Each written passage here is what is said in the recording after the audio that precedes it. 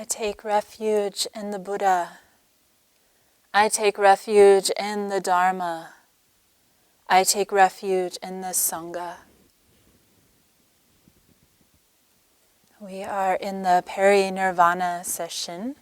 This is talk 3. Are you enjoying the silence?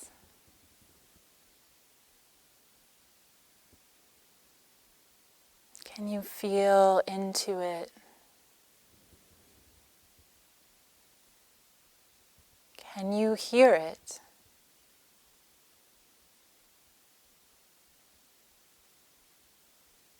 Silence right on the other side, always right on the other side of thought.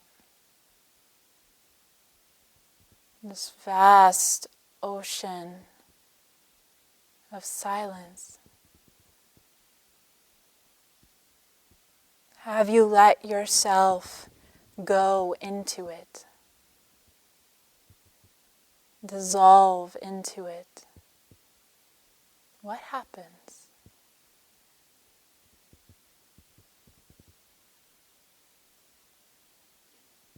Does this silence beckon you?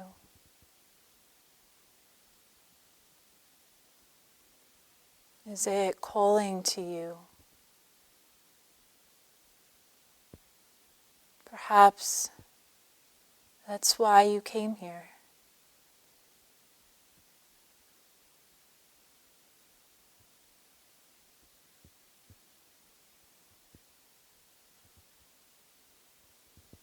David White says, silence is frightening. Silence is frightening, an intimation of the end. An intimation of the end, the graveyard of fixed identity. Silence is frightening. Real silence puts any conceptual understanding to shame, orphans us from certainty. Orphans us from certainty. In silence, essence speaks to us of essence itself. Asks for a kind of unilateral disarmament. Our own essential nature slowly emerging as the defended periphery of self atomizes and falls apart.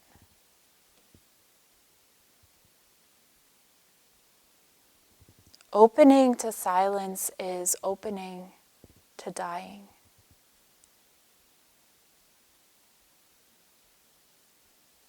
Those who have been with someone days or hours before they die, or as they're dying, or right after they've died, often speak of a palpable, observable, cool blanket of silence, luminous silence, heavy silence.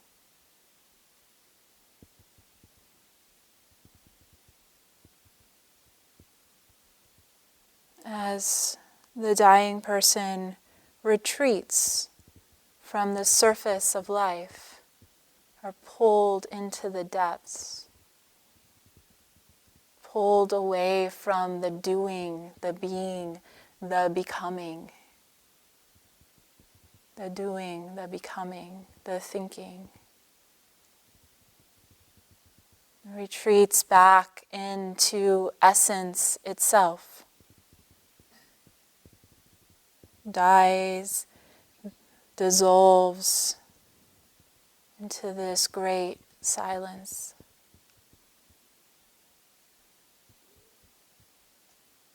The surface and certainty that the ego has about itself and the world the dying person does not have anymore. Practitioners I know who have sat with a dying person often compare it to Sesshin.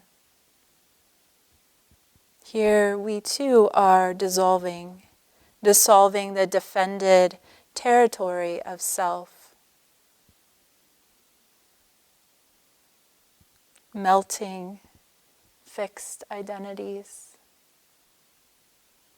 shedding views, distractions, arguments, and returning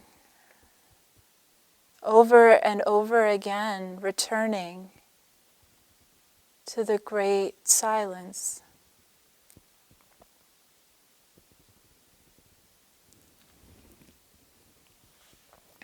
Share a koan from The Hidden Lamp, which is a collection of koans from the awakened women masters. And this one, I think, originally comes from the Eihei Kuroku, which is a collection of koans by Dogen Zenji. This is 7 wise women in the charnel ground. 7 wise sisters planned a spring journey. One of them said, "Sisters, instead of going to a park to enjoy the spring flowers, let's go together to see the charnel grounds." The others said, "That place is full of decaying corpses. What is such a place good for?" The first woman replied, "Let's just go. Very good things are there." When they arrived, one of them pointed to a corpse and said, "There is a person's body. Where has the person gone?" "What?" another said. "What did you say?" And all 7 sisters were immediately enlightened. Indra, Lord of the gods, was moved by their awakening and showered flowers down onto them. I'm going to stop there, it goes on. But that's a lot. 7 wise sisters. Instead of going to the park to look at the spring flowers, one of them says, "Let's go to the charnel grounds." Let's go to the charnel ground. In a way, we all had a similar conversation with ourselves before deciding to come to Sesshin. And specifically deciding to come to this session where you know you will be encouraged to look at the realities of this life. Realities such as you are dying. You will die. Everyone you know is dying. Everyone you know will die. This includes your children, your grandchildren, your partner, your friends, your parents, grandparents, colleagues, co-workers, lovers, nieces, nephews, siblings, pets, teachers, mentors. Everyone will die. Everyone is dying. Pema Chodron popularized a practice slogan by Matchik Lobdrung, who's a famous Tibetan female Buddhist master, teacher. And that slogan is, "Go to the places that scare you." Another slogan that isn't so popular, doesn't make quite as good of a book title, is "Turn to that which you find repulsive." In Zen, we say, look honestly at the realities of life. Sesshin helps us to do this. In a way, it keeps it right in front of our faces, keeps our vow and practice in the forefront with these constant reminders, constant encouragements from teachers, from the Sangha, from the schedule, continuously putting us back into relationship with reality, with what is really happening here and in here, so to speak.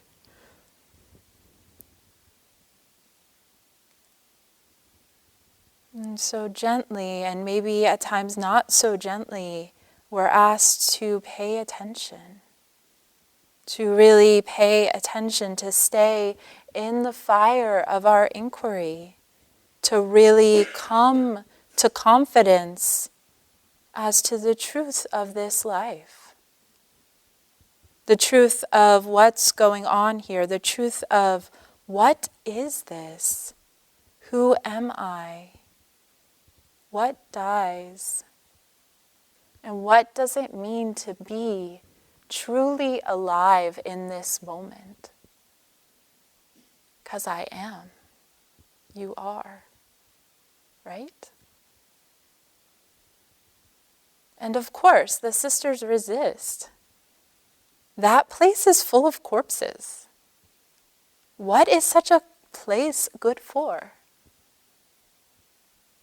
I could imagine someone who didn't quite know what Sesshin was or a Zen monastery was, happened by, walked in the door, and saw us all sitting, not saying anything, might wonder, this place is full of corpses. What is such a place good for?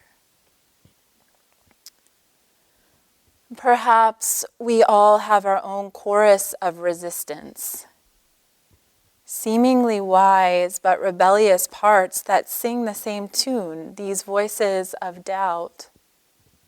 This place is full of corpses. These people are fanatics, way too interested in death, morbid. They should lighten up. What good is contemplating death? The Buddha was a bit of a masochist. I'm not interested in death. I just want to live. The mind has so many strategies to try to distract us, to pull us away from practice, our own version of doubt and resistance, I'm sure you've encountered. And this comes up especially when the mind's afraid. You may have noticed this as well. What could the mind be afraid of during session? Its own death. That you are serious enough about this practice that you might actually see through the mind's magic tricks. The magic tricks of thought that keep us in this feeling of separation, of desperation. See through this illusion we call a self. This is from the Dhammapada. When the Buddha was awakened, she said to her mind, "House builder, you're seen. House builder, I see you. You will not build a house again, your rafters broken, your ridgepole destroyed."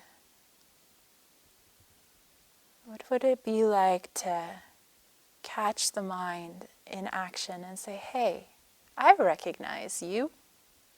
I know your tools, I know your tricks, I know your strategies, and you're not setting up shop anymore.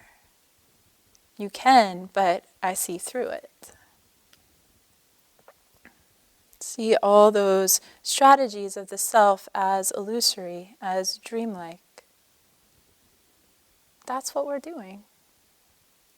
We watch the house get constructed, then we watch it dissolve. And we watch it get constructed, and we watch it dissolve. And we see that enough times, we can recognize, oh, that's not me. That's just thought. That's just the mind holding on to a thought. It's not true. It's not wholly true. The sisters say, well, that place is full of decaying corpses. What is such a place good for? Another way of thinking of these decaying corpses is the corpses of thought. What corpses have you laid to rest during Sesshin? You ever notice how you carry dead people around in your mind? How something happens maybe 5 years ago, maybe 5 minutes ago when you were in line for the bathroom and someone gave you an angry look, or so your mind says. It was angry. They were definitely angry at me. And so we carry this angry corpse, this solidified version of someone in a moment, and we carry it around for how long? For how long are we reacting to that look or that conversation from 3 weeks ago, or that feeling I got when I saw that person from 10 years ago?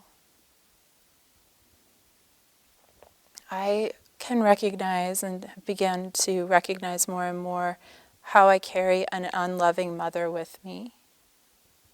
My mother is many people, and she can be dismissive, but she's also supportive, caring, kind, vulnerable, and afraid.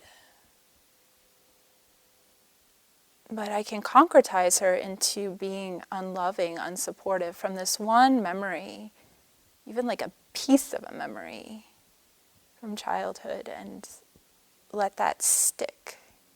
Continue to react to it, continue to believe that that's true.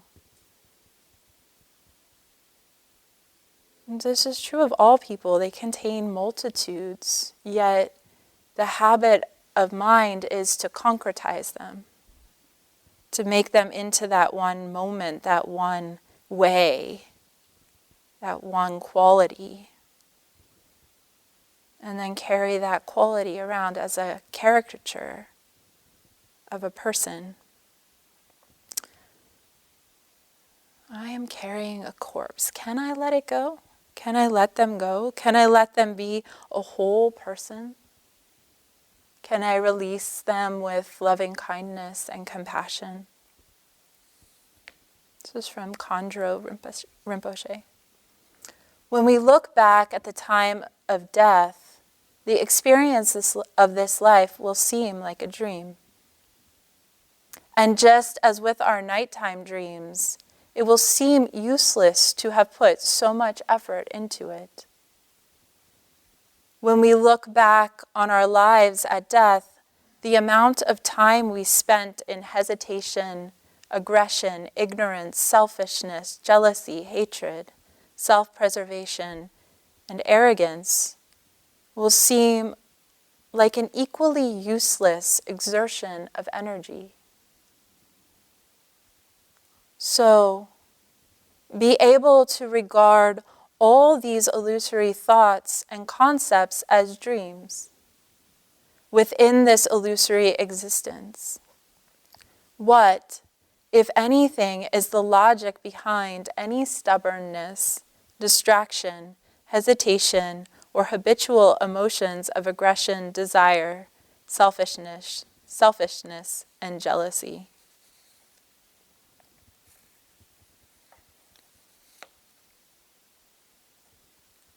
Back to the koan. So, 6 of the sisters voice, that place is full of decaying corpses. What is such a place good for?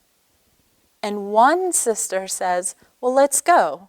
Good things are there. And somehow that sister who had faith, clarity, probably a lot of compassion and a big view is listened to, turns the other 6 sisters' minds and convinces them to go. They listen to her. They listen to her faith and clarity. They listen to her compassion. In my experience and practice, faith and trust is cultivated, and it's hard won. And it's cultivated with every moment we return, every moment we come back to presence. It's cultivated through whatever object we're using to return. It's cultivated through the breath, through listening. It's cultivated through sitting minute after minute after minute, hour after hour after hour, day after day after day, sitting in this body and letting the mind and body settle, settle, settle. It's cultivated by coming back to ourselves, facing ourselves honestly, honestly. And it's hard won through experience, sitting through pain, body in pain, mind in pain, making every creative effort to stay present, and then seeing that you can, seeing that you are, that there is space between sensations of intensity that we call pain, space surrounding pain, peace greater than pain. Seeing that what we call pain is unfindable when we really look, unlocatable when we really look with honest curiosity and a willingness to go into it. And we find faith is hard won, that it is possible to practice loving kindness and self-compassion for the part of us that is in pain. Faith is hard won sitting into the silence of mind. Sitting into the silence of mind and watching the body's anxious energy arise, a kind of panic, fear response setting in. What is that? What is that? Faith is the glimpse of the quiet mind, the glimpse of your own vastness.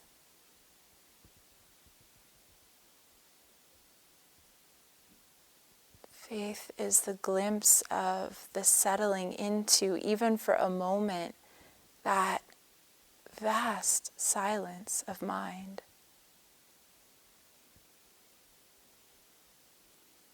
And faith is a glimpse at how the defense mechanism sets in, how the mind reconstructs itself.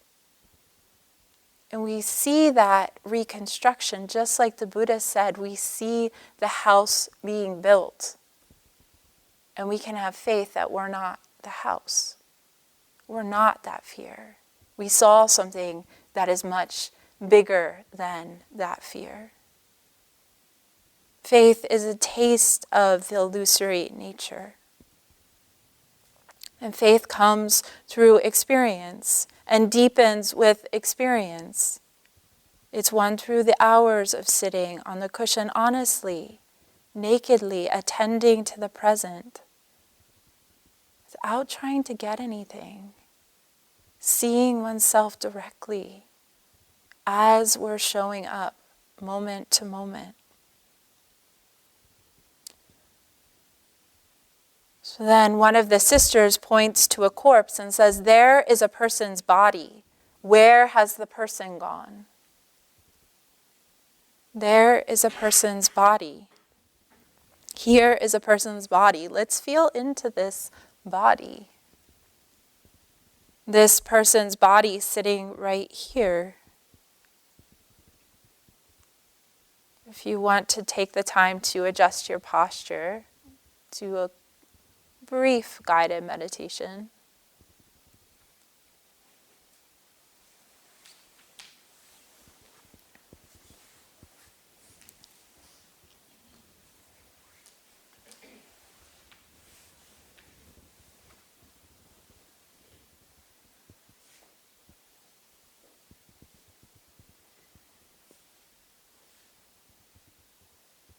Fill this body with awareness. Feel the height of the body from the top of the head down the spine. Include the trunk and the parts of the body that are making contact with the cushion, bench, chair, floor. Feel the height of the body and the width of the body out through the arms, the limbs, shoulders, and the depth of the body.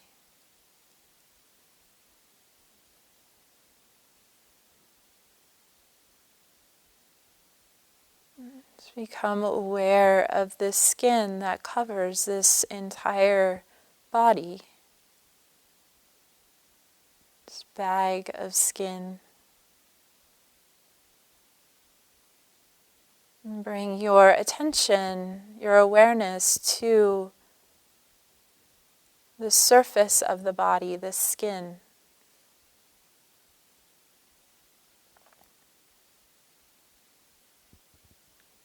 And like we did yesterday, let the skin dissolve.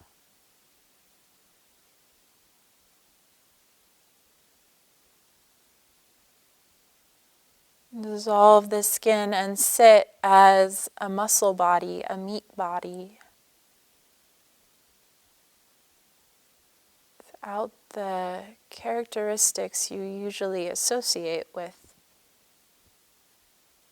my face. Dissolving the skin and the hair, the surface layer of the body. It's so thin.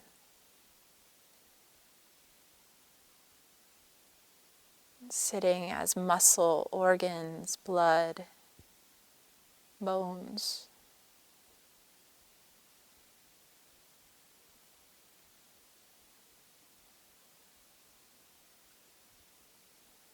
Now take off the fleshy layer of the body, fat cells.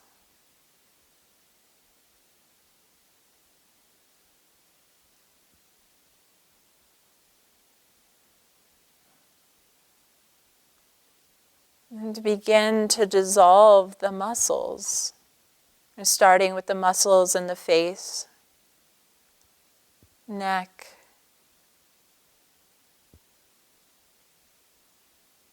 shoulders, arms and hands,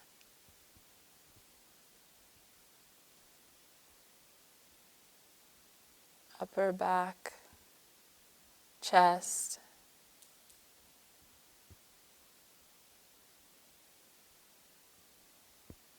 trunk, abdomen,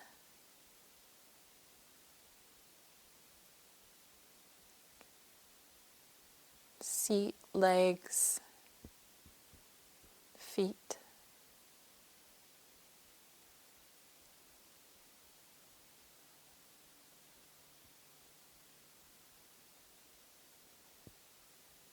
And then start to dissolve the organs, tongue, spleen, stomach,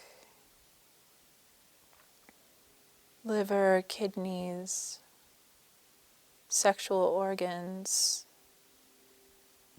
intestines,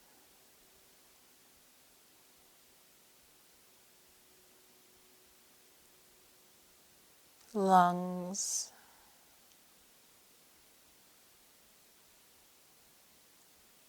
heart and blood vessels,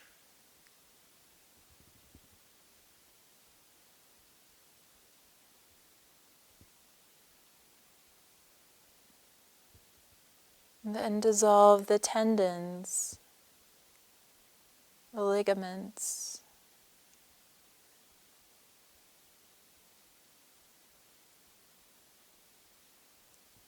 Dissolve the brain, the nervous system. And release all the way to the bones. Bones and teeth. And feel this body now as a skeleton.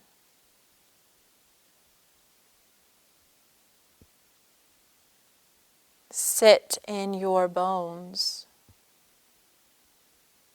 Let your awareness sink bone deep.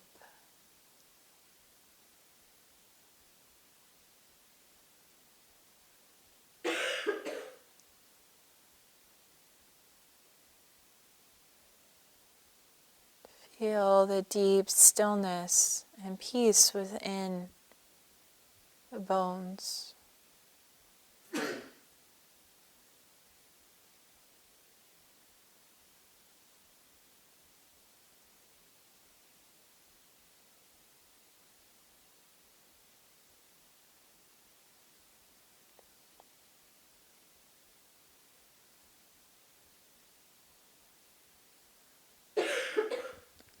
Be a skeleton.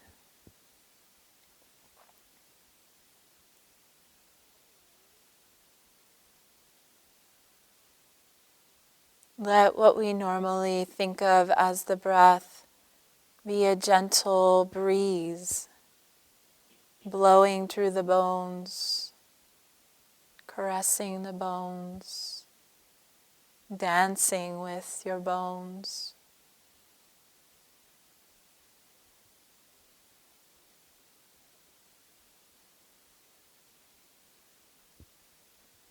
And what we normally think of as a heartbeat, gentle sunlight, warmth beating on these bones.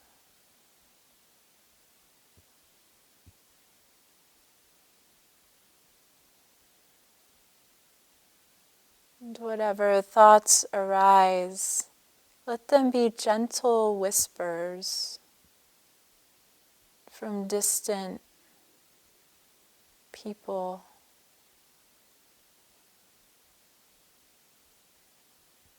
Talking about who knows what, it doesn't concern you. Perhaps you don't really even understand what's being said or shown.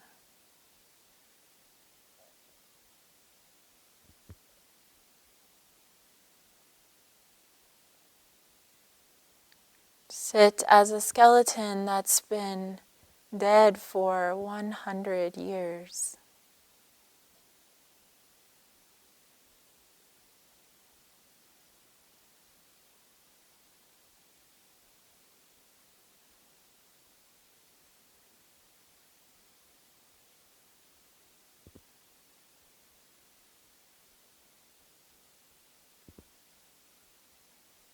Open your empty eye sockets and see with your bones. Receive light and form and color, whatever you receive. Perhaps take note of the other skeletons in this room, in this charnel ground.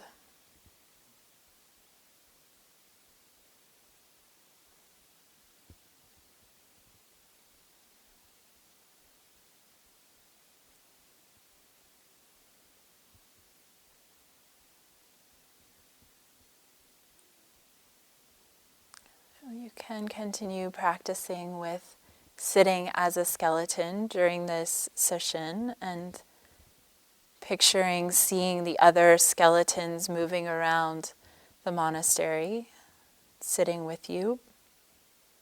This is one of my favorite practices. I do it every session. I almost do it every day. In the early years of practice, I had a very, very, very, very busy mind and was quite anxious. And it was really, really difficult for me to meditate, but I really wanted to meditate. So Chosen gave me this practice of sitting as a pile of bones that's been dead for 100 years. And one of the things that practice did is it brought me into my body in a deep, really foundational way. And also made me so uninterested in my anxious thoughts. It's such a gift.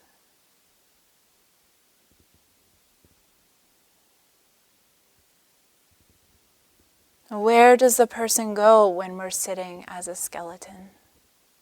When we're sitting as a skeleton that's been dead for 100 years, where does the personality go? When we release awareness into this moment. When we really release. Without word or story. When we give up trying to get it right. When we let go of the part of the mind that is constantly keeping track. That knows it's the afternoon of day 2 and we are 40 minutes into the talk, and then we'll have kinhin and go stretch in the guest area and sneak into the cafeteria and drink some tea. The silent tracker that's always holding us into a position, placing us in time and space. And this is, I think, particularly relevant for those of us who've been practicing Sesshin at the monastery, or live here, or have lived here for a number of years, that there's a lot of familiarity to the schedule and to our place here, and to our relationships with people here. That part of the mind that's just like, it knows what's going on. How do we release that? That wants to count the hours, wants to count the days, wants to figure it out some way. Is constantly keeping track or referencing us in relationship to place, to time, to people. What is it like to release that part? To stop leaning into the future. To stop trying to get something else. Be it wisdom, be it a different state of mind. What is it to just let go? To die to the future. At least for this session. At least for this breath. And this breath. And this breath. What? What did you say? Said one of the sisters. And at that, all 7 sisters awoke. Awakening. Being fully alive right now. Right here. The only place we can be. That is what this is all about. Trusting your life. Trusting your life. Trusting your life. And allowing it to shine. The next part of this koan has Indra, the Lord of the gods, being so moved by the awakening of the 7 sisters that he showers flowers from the heavens. Being awake to this life is a moment of grace. If contemplation of death has gotten too heavy for you, nihilism or confusion is setting in or spinning the mind, bring in appreciation, joy, kindness, compassion. come in contact with the miracle of simply being alive right here, right now. Recognize you are alive. That's precious. How much do we go through life without recognizing this? Recognize that you are aware. That's freedom. See. Really see. Colors are miraculous. And they're shining brightly for you right now. This radiant display of your own awareness.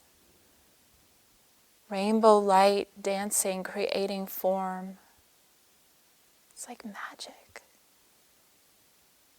This magic, we call it life. We call it wall, floor, call it sky, plant, hand, skeleton, flower,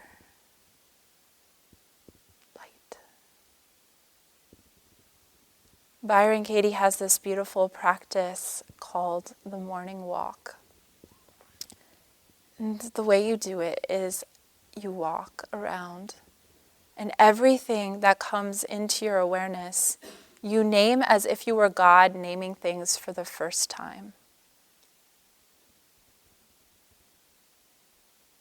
I bring that in because that practice itself questions, do things exist outside of your mind? We act like they do. Or do they come to be at the moment you become aware of them? Do they arise together with your awareness? Are we always co-creating the universe? Are we always co-creating the universe, ourselves, and the world, born anew together every moment? Letting go, being born, letting go, being born. We thought that was a simple practice Chosen had us doing in the beginning of Sesshin. That's the way things are. We're in touch with that. And when we're in touch with that, we're like children of illusion. Can we allow ourselves this grace? I wish you awe. Wish you deep respect and care as you live into and wake up to this life. This life. As you appreciate this life.